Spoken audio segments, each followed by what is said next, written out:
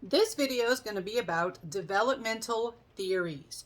Now, if you have heard the word theory before, and chances are most of you have, you might have heard it used in everyday language just to mean like a guess, a hunch, an idea. But in science, a theory means something very specific.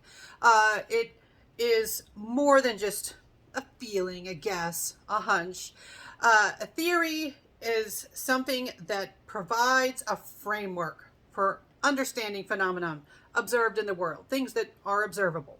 Now, developmental theories do help us understand development. They are a systematic statement of principles and generalizations, general predictions about what's expected, what's going to happen in the world, and they provide this framework.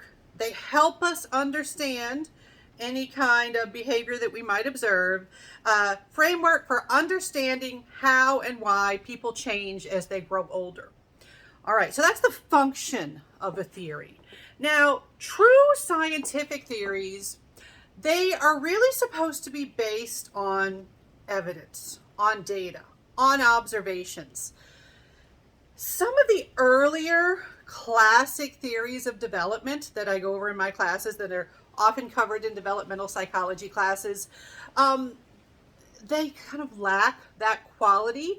They serve the function, they serve the purpose of a theory by helping us understand behavior, helping us explain behavior, making predictions about what type of behavior you might see in particular situations, in particular contexts.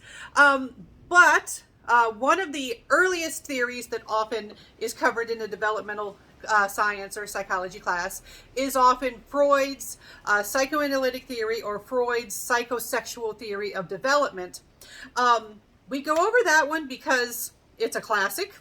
It was very historically influential. We can't skip it by any means. It was the first to propose certain ideas, such as that things that happen to you in childhood. Yeah, there's a rainstorm happening. I don't know if you can hear that. All right, so that things that happen in your childhood can affect the person, the adult that you become later on. Somebody had to say that first, and Freud really, got a lot of these ideas going. There are a lot of specifics from Freud's theory that we now know are problematic. All right, so sometimes I say Freud's theory-like ideas, but we often do put him in there.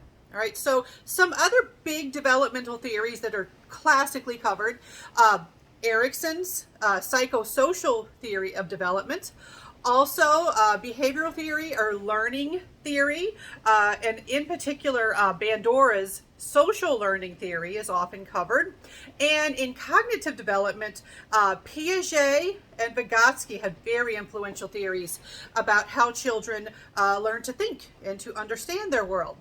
And I am going to provide some links to some outside YouTube videos not made by me. I'm going to provide them to my students. I'll provide some links in the description to this video for some of those big theories. There are already really great videos that exist talking about those classic theories that I couldn't do them justice. All right, so that is when we say developmental theory, we don't just mean somebody's random idea.